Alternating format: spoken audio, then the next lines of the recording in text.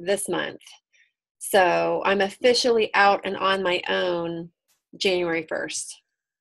And so I've been working real hard at getting processes in order. And I think my first touch point with you was a first counseling session checklist.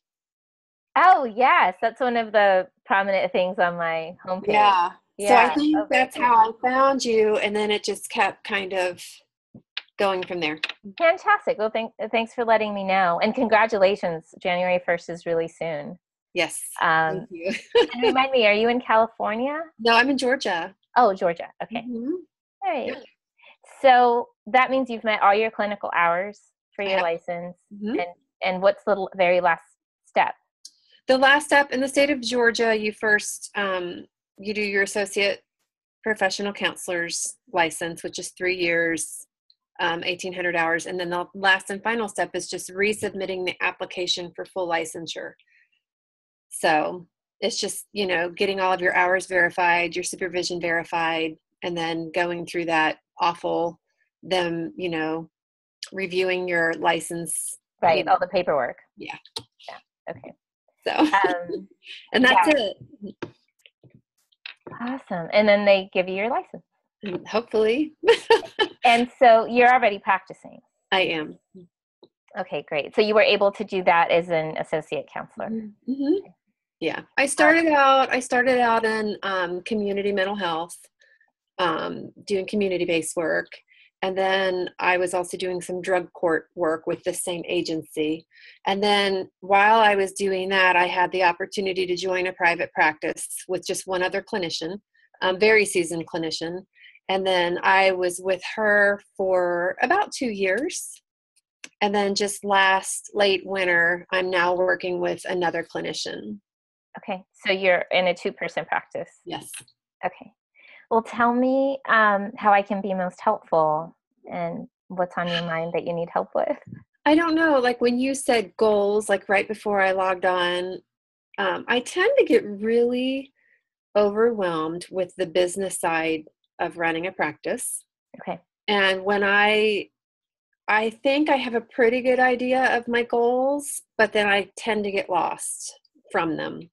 So like for me, my main goals for like 2018. Okay. Of course, like my clinical goals, I want to be seeing 15 to 20 clients per week. Okay. I'm going to type this up as you chat. Okay. Okay. Okay. Go ahead. I want to be seeing 15 to 20 clients per week. And right now I'm anywhere between 12 and 15. Oh, excellent. Okay. And 20 for me would be a lot. Yeah. And I have a lot of guilt around that. I feel like I should want more, and I feel like I should want to do more, but I really don't. Okay, we'll talk about the guilt. Yeah, so like 15 to 18 would be great. Right now I'm strictly private pay because as an associate you cannot be on insurance panels. I am contemplating going on 2 or 3 panels that would really benefit the people in our area, which would be Blue Cross, Cigna, and United Healthcare. Okay. I haven't decided that. I lead a weekly group that's been going for over a year. It's a mindfulness meditation group. I'd like to add one more for next year. So my clinical goals, I kind of got down. Did you say 2 groups or 3 groups? 2. 2. That's it. Yeah. Okay. And then I do a quarterly. I try to do a quarterly. I go through the Mindful Way workbook. I do that 2 to 3 times a year. With the group? Uh-huh. Okay. So maybe doing that next year 2 to 3 times would be good. So those goals I've those are pretty solid. Okay. I guess I don't know other goals. Like, let's go back, if you don't mind, to you mentioned that you get overwhelmed with the business side of things. I do. If you don't mind, let's dig into that a little bit. And I have a clear picture of what you're doing in your practice. And so then we can tie that together. Share with me a little bit about what's overwhelming about the business or what isn't working. Well, processes and procedures mainly. Okay. I have an assistant who helps me, who happens to be my mother. And the entrepreneurial business side is definitely her wheelhouse. She has an MBA, she's, had big jobs in marketing. So she really helps me. Like, she's developed an annual budget for me, which I don't pay attention to my numbers. I don't look at my bank account. I don't like the numbers part, the financial part. I'm like totally blind. Okay. And so the financial part is under the list. What other parts of business is overwhelming? Marketing. Okay. Networking. Can we say most of it? Mm-hmm. Okay. All right. You love the people and the work. I love the people and the work, although I have lately been feeling overwhelmed, but I think it's because I'm trying to balance the business side with the work side. And a lot of just, I think it's just because learning the balance. Okay. So one of the things that you mentioned was that you've been compartmentalizing. So I noticed that some Yes. yes, and I kind of was like, oh wow, that's fantastic, because you figured out what worked for you. Because the way I wrote about it was as flow, but I love that you're like, no, that doesn't work for me. So, okay, I said you enjoy the people, but then you said that even that is starting to overwhelm you because of the balance. So help me understand what the balance is. It the schedule of seeing people and having this business stuff in the back of your mind, or is it something else? Partly. It's partly. Okay. I think it's just new to business and practice. And when I was with, when I was with the last employer, she did all of the marketing. I didn't have to worry about any of that, which as an associate counselor, you shouldn't be worrying about that. Sure. So I do think it's partly scheduling. I've structured my week. So Monday and Fridays are administrative days. Friday is an overflow day. Sometimes I'll see 2 or 3 clients on Fridays, but only if I can't get them in on Tuesday, Wednesday, or Thursday. Okay. Part of what I've not been enjoying lately is my late evenings. And for me, late is I finish up at 7 and get home by 7:30. Mm-hmm. That's late for me too. Yeah, it doesn't feel good. Like my weekly group I do on Tuesday evenings, and that wraps up at about 6:30, which is fine. That allows me to get home by 7. And I have a teenage daughter at home and one in college, so getting home is important. So that's part of it.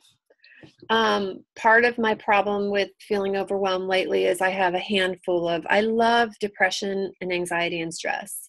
And I have a handful of actively suicidal clients right now. And so that's very, yeah. Are you in ongoing clinical supervision or any other sort of one-on-one space where you can discuss those cases? I am, but that's going away pretty soon, after this month. And of course, my clinical supervisor is phenomenal. And she said, of course, I'm here, for consultation if necessary. And she has really encouraged me to get plugged into a local group for, support consultation, which in the building that my office is in is full of therapists. So 5 of us said we're going to meet monthly. Excellent. Okay. So first, let me just normalize all of this. Thank you. Sure. I'm naturally in question mode because I really want to understand like your specific situation, but oh my, it takes quite a while to feel like you've got the hang of being in business for yourself. And typically the things that are overwhelming you, those are the things that overwhelm all therapists, most of us anyway, those of us that really enjoy the face-to-face time. And I'll also add that I find that the number one place where we can let go of the overwhelm is in our schedule, or find balance is with our schedule. But we can get into that a little bit more. But if you're able to set your ideal schedule, then you can put into into that schedule the things that you have to take care of every week, including your clients. One of the things that I did early on in practice was I set the hours that I worked, and I had some lessons, right? So you learn as you fit clients in, maybe in not your ideal time. But one of the things I learned is that I wouldn't see clients after 6:30. So my latest would go to 7:30, and ideally it would be 6. Right. That my latest would end at 7. But that's based on my own energy flow, and that I knew that wasn't my ideal. So because you're moving into your license in January, and you have the option of accepting insurance. That might change how many clients you see. You might get a lot more referrals if you get on insurance panels. Right. So one of the things that'll bring up is the boundaries of your schedule and a conflict of how much do you want to help versus how much do you want to work. Does that make sense? It does. Okay. But I feel like you gave me a lot of information, so let's focus it a little bit. What's your number one need for the next 2 weeks? My number one need, well, it's hard.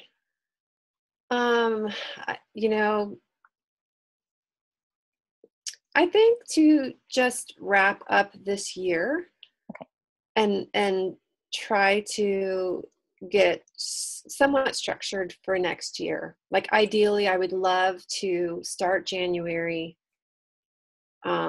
kind of with things in place without having to think about a lot of planning, with like having very concrete basic goals that I can track and follow. Not a goal that's moving, and like I tend to change my goals like they move. Yeah. So maybe coming up with like 2 solid goals. Great. Starting in January.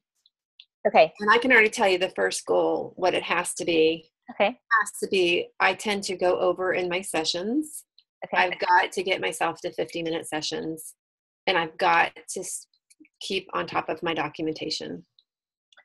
Those are tough, and yeah, they require lots of commitment. Is that how it would help you? I'm sorry.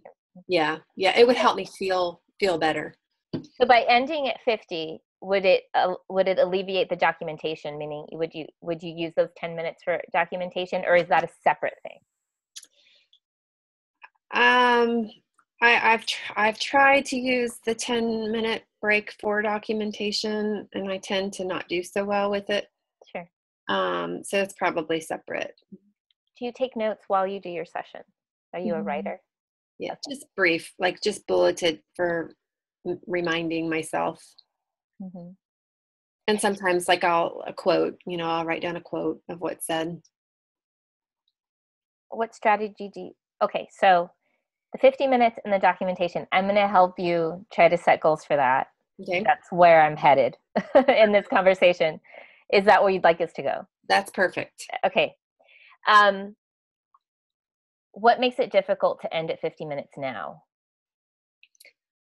I don't know. It's obviously, I've tried to reflect on it. It's me. I think more than my clients. And I feel like because I've let them go, that to back it up now feels somehow like I'm shortchanging them. Sure.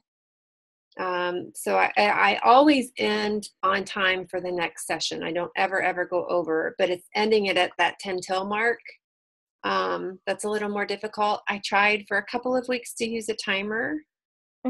And I guess I was using my phone, and so I couldn't have my phone on silent. So sometimes my phone would ring, and so I found that didn't work for me. Right. Okay. Why do you need to end at 10 of? To keep it at 50 minutes. Why do you need to keep it at 50 minutes? Because I need a 10-minute break between each session. Because you want the break. Okay. I'm going to just give you some practical tips, right? So I know people that use timers, not on their phone. So not sure if you have a Fitbit, but the Fitbit will buzz. So you can set a timer for something like that. You can use an actual kitchen timer. Oh, it's a good idea. Or if you have a microwave and there are lots of other things that you can use. Let me see. Yeah, see, none of those, like the kitchen timer and the microwave timer, to me, it's like, oh, that doesn't sound pretty though. The more obnoxious, the better. Right. Do you have a computer in your? I do, and I've tried to set a timer on that, and I have a Mac and it times out, so I don't know if I can change the setting. I just had it up where I had the screen as a clock. Yeah. That I could clearly see, but it timed out, and so it went away, and then I was like, okay. Right. So it makes sense to make it external to you until it becomes a habit for you. Yeah. And it shouldn't be hard. I should be able to look at the clock and at 15 till begin wrap up. It should not be this difficult. And I don't know if I need insight to change it. I don't know. Well, that's something that you'll learn as you move through this process. Like, is there more to it than reminders? Because if the alarm goes off and you're kind of ignoring the alarm, then there's more to chat about. Right. But typically my strategy isn't, let's sort of think of the fact that you have the skills to end on time, right? That's pointless because the shoulds aren't going to help you move forward, which so there are some apps that will help you end on time, but yeah, they're related to your phone and to your computer. So a kitchen timer might be really helpful, or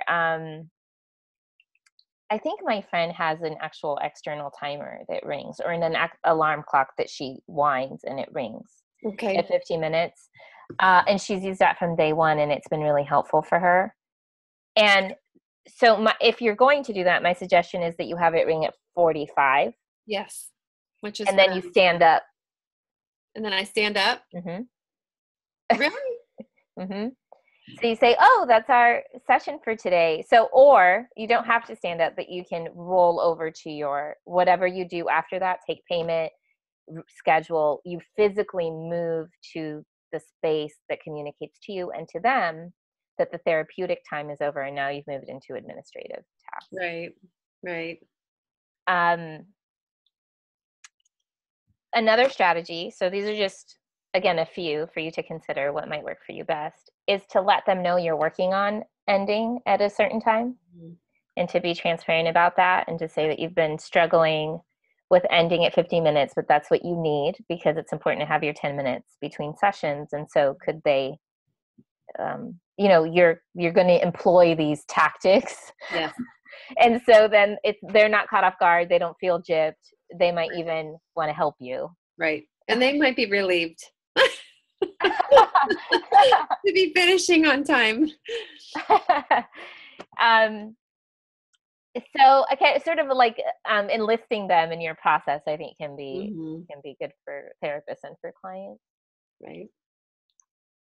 What are your thoughts? I did that the couple of weeks that I used the timer. I explained to everybody what I was doing, and then it just fell by the wayside. So does it feel awkward? I don't know. No, it doesn't. It just didn't become a habit yet. Yeah, it just didn't become a habit. Okay.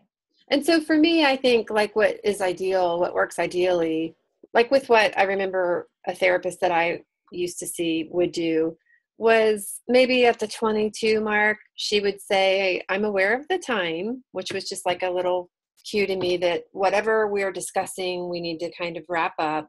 And then at quarter till, transitioning to, like you said, the standing up, the moving over to your desk, the payment, whatever. So I've had a great model. I just haven't adopted it. So you know what to do. I do. Yeah, but that's not necessarily the answer. Yeah. Meaning like it. So when it takes a while to create a habit, the goal would be to do it in every session for at least 30 days. Yes. And typically it takes longer than that. It takes at least 2 months to create the habit. Yeah, and I think with putting it out there with you, the accountability, if I have to be accountable, we can check back in. yeah, Absolutely. I'm more likely to do it. So go shopping this weekend. And you can find really cute timers that do all sorts of things at Bed Bath & Beyond or on Amazon, I'm sure. I will. And see if you can, start with next week and see how it goes. Everyone has things that work for them and that don't work for them, but just keeping in mind the larger goal, which is to end it 50 minutes, have them out of your door by that point. Right. You can also flip when you do administrative tasks. If you do them at the end, you can do them at the beginning instead. And so sort of play around with that if you think it'll help you end at that 15-minute point. Yeah, no, that part is pretty seamless because most of my clients have credit card on file and it's just processed through I use Simple Practice. So that part's pretty easy. Great. Okay. Okay, so your goal is to find an external mode to help you end at 50 minutes. You want to utilize the alarm. Yes. Okay, so you'll try the alarm for ending at 50 minutes. So, and then the next goal was to keep up with your documentation. Yeah. To get a clear process. See, I am a linear person, but I'm a messy person too. So to have just process, either figuring out, like for a while I tried writing all my notes on one day. That seems to work pretty well unless I get behind. I've only ever been behind by 2 weeks, and that just killed me. Trying to catch up on, and it's not best practice.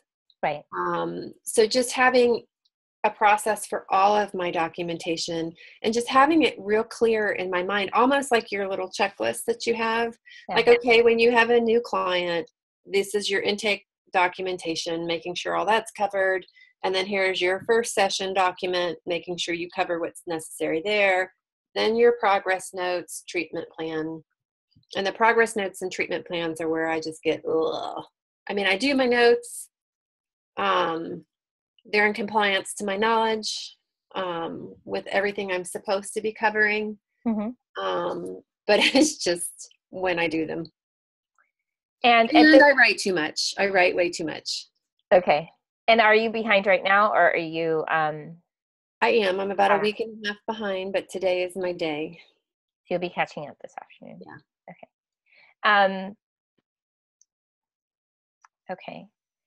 So having a process for what you do with every first client, sure, I think that's helpful. If it's progress notes and treatment plans where you get sort of behind or lazy. Do you have a spreadsheet for each client, or a way that you keep track of what you're doing, or just Simple Practice do that for you? Simple Practice does it all for you. In fact, it sends you reminders when you've had a session and you don't have a note. Wow. Yeah, I don't have it, so I don't. It does. It sends you reminders. It'll give you, and like when you log on to your dashboard, you've got your reminders, and so there's a number there, and the number can just for progress. Okay. So it does. It keeps you, but I can click on it and see if I'm missing any notes or. Give me 1 second, Mia. It's okay. It's okay. Sorry, I just was working from home today. So. That's okay. What kind of dog do you have? Girl. She's a lab mix. Aww. She was sleeping next to me, but she heard the people come home. So normally it is not this noisy. That's okay. Okay. And so you see all of the tasks that you have to do. It organizes that for you. Yeah. Yeah. Okay, so I'll ask you the same question I asked you before. What's keeping you from doing it on a weekly basis or a daily basis? The daily, I found that I don't want to write them between sessions. I kind of talked myself into, okay, well, Friday's your admin day. That's a good day. You can do them all. But then when I have 15 to 20 notes to write on a Friday, it's the dread. I played with writing, having an hour after lunch to write my morning notes. There's no way I'm going to stay in the evening after the afternoon sessions to finish my evening notes, because I'm done and I want to get home. Sure, of course. Yeah. I would love, I think ideally, if I did get, to the point of writing more succinct notes, that maybe down the road between session, and I know some therapists write them during session. Yes. That seems to be a pretty trending thing right now. That was going to be my suggestion, but because you have simple practice and your notes go into the computer, mm-hmm. I'm not sure if you want to type in your session, but doing your treatment plan with the client certainly can be a session process. Mm-hmm. And I'm thinking of the progress note. If you create a template for your progress note, and this is something we can be in conversation about, so it's not something you have to solve today. You know that I create all sorts of forms, so yes, anything that you think will fit really well in your work and your progress note work. Creating a template for your but your progress note gets typed into Simple Practice. Is there a way? There's a template. Yeah, there's a template. It's a beautiful template in Simple Practice that I use.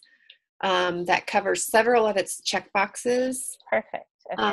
Which is good. So the only part I'm writing is, the subjective report, relevant content, plan, and tracking, and like writing progress. And that's where, for me, I like to ideally spend time reflecting, like really using that time to reflect on what's really happened in the session, where we really are. I use that time to kind of conceptualize. Mm-hmm. So that's part of why I do it, way after the fact. So I give myself plenty of time. So suggestion. Mm-hmm. How do you feel about separating those two processes? So reflection can happen in your own notebook or as a conversation with the client. Like, this is what I'm conceptualizing. This is what I'm saying you. This is what's progressing. But if it's a private thought, perhaps in your own separate notebook, that's something you can do in your, on your couch at home at the end of the week, mm-hmm. something like that. And your notes are 2 sentences for every section that Simple Practice gives you. Mm-hmm. So subjective report, 2 to 3. Mm-hmm. Homework. Not sure if that will solve it or if that's a helpful suggestion for you, but my thinking for making that suggestion is that if you have this, I really want to dig in, and that's attached to your notes. From my perspective, knowing how I work, that's going to keep me from my notes, because I'll think there's so much I want to do there and I don't have the time right now to do it. Yes. Which is what keeps me from journaling in general. Right. I have all this stuff to say and I don't have half an hour to write this story. So I even have a very specific system for my personal journaling for that reason. Yeah. So anyway, that's my foundation for making that suggestion. What are your thoughts about that? I think it's brilliant, and I think it hit it on the head. I never thought to, I don't know how I developed that habit, maybe in grad school internship work. Okay. When I'm, as I'm slow to kind of process and learn. And I never, ever even thought of separating them out. And I think it's brilliant. I feel like you've just solved my note writing dilemma, honestly. I feel great about that. It feels like freedom. And now I'm thinking, okay, when and how am I going to do this conceptualization? But even maybe that'll feel easier because I don't have the note nagging at me. Right, and that's a solution. That's a different solution, and that's not legal. That's not a legal issue. Right, and I feel like you just gave me permission to write very succinctly, to write a lot less, because my notes do conceptualize as I'm going. Right. Yes. It's a working, breathing conceptualization in depth. Yes, and there's something about and again, play with this, but I think there's something about thinking about your clients and conceptualizing it that allows for succinct documentation, or vice versa. Meaning if you have to consolidate first, then you sort of already work through a lot of stuff that then you can write out somewhere else. It depends on what order makes most sense to you, because your documentation laws and rules are governed by your state. I can't tell you specifically this is absolutely what you have to. I'm sure simple practice takes care of that too. Mostly. Yeah. And it also depends on if your state is saying if it's not written, it didn't happen. Yes. Okay. So you want to make sure that the essentials are in that progress note. Mm-hmm. And you most likely already have that in your written note. So Mm-hmm. the notes that you're taking throughout your, do you have to document payment, how they paid and No. whether they paid? Okay. No. The weird things we have to document are session number. Okay. We're supposed to have a page number, a start and finish time, which to me is weird stuff. I don't know if that's in other states. I don't think Florida does start and finish, but we do have to do Session number and payment, whether they paid and how they paid, and a payment log. Are you able to print out your treatment plan template? I do, and Simple Practice is beautiful there too, because there's a simple template and then there's an expanded template, which is crazy. It's crazy. And does it matter which one you use? No. So the state just requires a treatment plan. It doesn't matter how extensive, or as long as you're keeping track. Mm-hmm. And I feel I really need to sharpen up my treatment planning. Really. there are books that you can use. I've got one actually, okay. And then I saw on the documentation mastermind. Are you part of that Facebook group? Yeah. Mm-hmm. Oh, wait, no, I'm not. But I know of it. Yeah, that one's been pretty good too. Somebody, because I had asked something about a treatment plan and somebody had recommended a book to use, and I thought, oh, I've already got it. I'm just not using it. So, and I think my scare of treatment planning comes from the agency work that I did and just the elaborate treatment plans we had to do for that. Right. So yay, big sigh, you're in private practice. Yeah.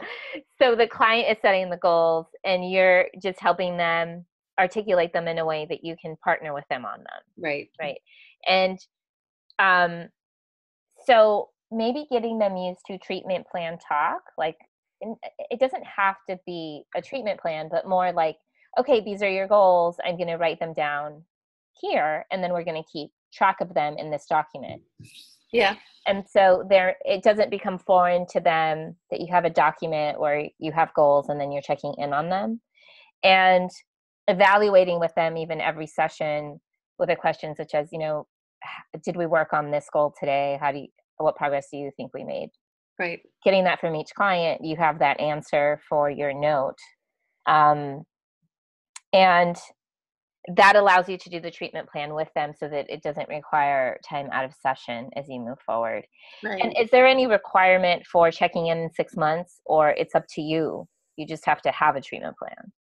I just have to have a treatment plan. I think there is a periodic, I don't know the date. I want to say 90 days. I'm not sure. I'm going to have to check. And I need to learn this, but it needs to be updated. Okay. And we are required, our state requires that we track progress each week, every session in the note. So, right. In the note. Yeah. Yeah. Yeah. So as far as the treatment plan goes, because you're tracking every week, your treatment plan is a living document. You can make any changes and date it. Right. So your original goals are at the top, date, make any changes, date. But I would move the treatment plan to in session, if at all possible, to make it part of the culture of your session. Yeah, and I've experimented with that. Even I always kind of tell people, either in a consultation or the first session, we're going to spend time, identifying what we want to work on. And some people, and I've even given people like a little homework assignment to, after we've met, go home, think about this, think of 3 things that would be important for you to work on. Yeah. Some people love that.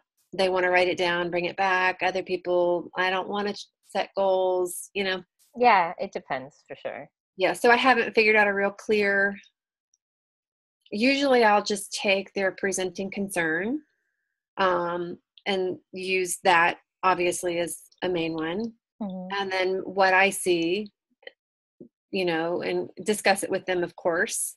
And sometimes ask anything else, and I'll just jot notes. So it's very informal. That's fine. As long as it's in the treatment plan document, I don't think that it has to be super formal. And another thing that you can do is is let them know, hey, we've been working on this for the last 3 sessions. I'm going to email you this week and see what your thoughts are about this. So you have time to reflect. Mm-hmm. And they can respond through email, or they can come back to the session ready. So it can be an external to the session thing as well, but it doesn't have to be as formal as, let you sit down with a treatment plan and have to make it super, I don't know, stuffy. Yeah, I agree. Let me think. I think there's a recent post that I did on staying focused in session that talks about how to continually evaluate goals that might be helpful.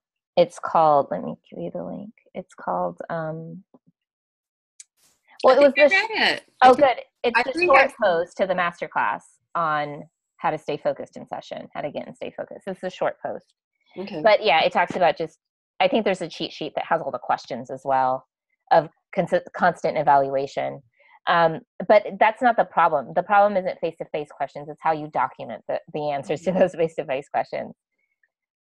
So in terms of the treatment plan, if Simple Practice gives you a date, all right, I'll tell you how my mind works, and maybe that'll sort of trigger something for you or not. Maybe it'll just serve as information. But for me, if I think of treatment plans as I do it now, and then I have to do a review in 90 days, and then I have to do a review 90 days after that, then I forget about the treatment plan. I don't integrate it. And I think of it as sort of this authoritative thing that's like, again, looming over me. But if I think of it more as a constant evaluation with the client, then it's really easy for me to fill out that form on a regular basis. Okay. Do you use a paper form? I use paper forms because I use templates because it's easier for me to do it in session with clients. Okay. But all of my work is online now, so it's a little bit different because I closed my physical practice. Did you? Yeah, I did. How long ago did you do that? Actually, when I started the blog. Did you? I don't know how old your blog is. When did August 2016. Okay. Yeah. And I changed my focus to therapist consultation rather than therapy. But I'm a teacher in this space. I'm a clinical supervisor. I have a lot of clinical experience, so it's a really natural fit for me. And I don't know that I'm going to go back. Well, that's a lie. I'm going to go back because I love couples work. Do you? Yeah. So it's just the timing for right now. This is my focus, but I think it'll be very part-time when I see couples, but I just really enjoy it. Yeah. Well, that's great. And do you currently teach? Are you teaching? Yeah, I do. I'm an adjunct for graduate programs. Nice. So I do that online as well. That's nice. That's kind of a dream I have. So maybe. I love it. It's in who I am, but I didn't make space for it because I just jumped into, practice. Yeah. In fact, I'm still entertaining the idea of my doctorate. So we'll see. I've got a daughter who's a freshman in college, so I don't know. I feel like I need to get them through first. Yes, and there's plenty of time. And the space will be there. Yeah. When it's the right time, of course. Yeah. Yeah. I have a really good relationship with my grad school. And so I get an email twice a year. We have an adjunct position if you're ready. And I've just kind of said, no. And now I'm thinking, well, maybe I should, and then force my children to go to school there so they have tuition. Well, let me share that a lot of people would kill for that opportunity, and not as pressure, but for you to know that that's a lifeline. That really is how I started in adjuncting. My alma mater asked me to teach a course in the program I graduated from, really close to the time I graduated from the program. And then I did in person an undergrad program, then I moved to online graduate. But it was all personal connections. Yeah. So I've never gotten a teaching position trying to. Yeah. And I trying to get a know good they're door. coveted. I know they're coveted. Yeah. And so I am very flattered and feel honored that I have that opportunity. And part of me, like, that's the other side to this, is that as I'm thinking, okay, I'm finishing up my associates, I'm pushing so hard with the private practice, and am I going to eventually discover, maybe this isn't exactly what I want? But I feel like I've got to exhaust it first. Like even this week, I thought, I might enjoy working 2 days at the hospital and 2 days in private practice. Well, it's the beauty of being independently licensed. Yeah. And you own your work, and you have so many options. I mean, I work online. Yes. So you have you have an expertise that allows you to do lots of different things. And private practice is lovely. It's great to have the space and the time to see clients when you want to see them. And I think that's also part of getting really deep into what works for you right now. Mm-hmm. And in the future, it may not be 15 to 18 clients. Right. You'll find something else that you want to do for a time. And being flexible. And that's okay. Yeah. Mm-hmm. Well, yeah, it is okay. And I know this deep in my bones, but I still hold myself to that. No, right now you have to be, and maybe it's just because I have to get over this hump, and then I can have a little more freedom. Well, it makes sense too, because you don't have the piece of paper yet. I think a lot of counselors, therapists, as they move through, like, that's the next thing. And so once you get it, then then you've closed a chapter, and Yes. you can fully move into the next chapter. Yeah. And then that continues to happen. But then, there's no waiting on somebody else. It's more you. Right. Then you can breathe. Then you can breathe. Yeah. Yeah. And that's a really good summary, though. Like, even when you were asking, like, for the next 2 weeks, and, my goal of heading toward the end of the year it really is closing off and moving forward. Yeah. And I mean, it's amazing that it coincides, that your license coincides with the new year. I think that's brilliant. And that's fantastic. Yeah. Okay. So with the ending of 50 sessions, you want to find an external system and try it.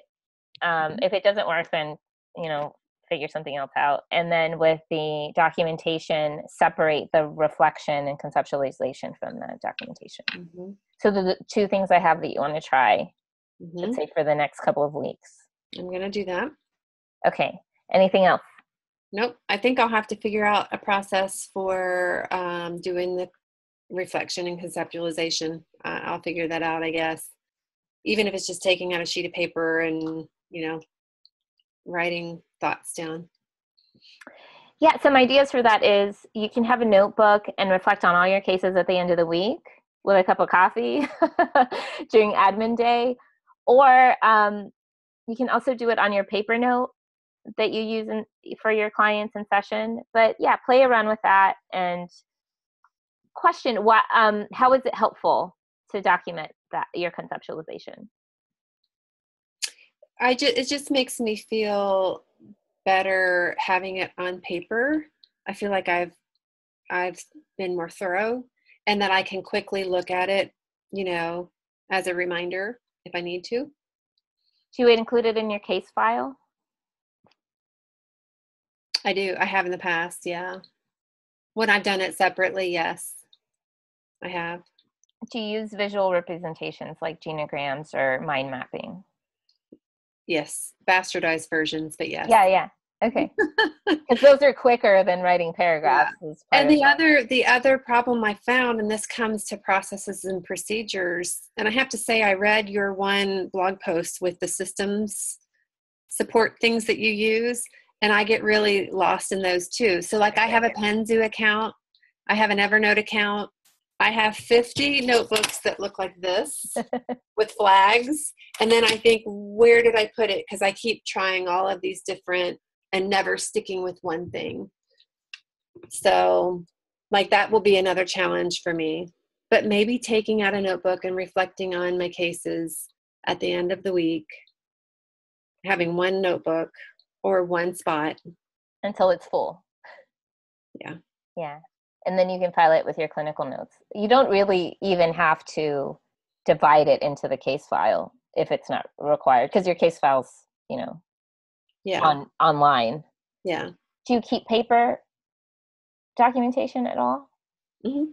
Yeah. So I made myself a template for my own notes for like in session. Perfect. I made myself my own template. So that's what I use in session, and I put those in the note. That's like my psychotherapy note. Got it. And I file that in their folder, and then I do my progress note online. Okay, so you have a system for keeping paper. That way, if once your notebook can get filed away once it's full, Yeah. you can keep it somewhere safe at home. And maybe what I need to do is kind of come up with a template for the conceptualization. And I don't do it every single client every single week. It's just like when it strikes me, when I'm really trying to figure out where we are, where we're headed, where we've been. So maybe that's what I need to do, is develop just a little template for how I know I think about it, like the questions that I ask myself routinely. To externalize those, and put them on paper. Mm-hmm. It's also, if you feel like you need it with a particular client, also experiment with what it might be like to do it with them. Yeah. So, you're holding these questions, so let's think about these things together, sort of like a reflecting session. Yeah. And you know what I do? I do a 3 to 4 week check-in with every client as part of my, and I tell them up front, we're going to do this every 3 to 4 weeks, or if you want to do it more frequently, to review progress. So I'm just, again, thinking of ideas with you. You have a whiteboard there. One of the things that you can do. My whiteboard. Yeah. My other whiteboard. During your progress review session, you can write down the conceptualization and take a picture. Or I guess that would be the best way, is take a picture and then file it. That's a good idea. So that's your conceptualization. And if you have more to say about it, you can write more, but you don't have to. That's a great idea. So now you've moved it to a visual for them, a visual for you, and perhaps even, you won't need the notebook. Yes. Nice. Thank you. Sure, you're welcome. We're at about 10 of. Yep.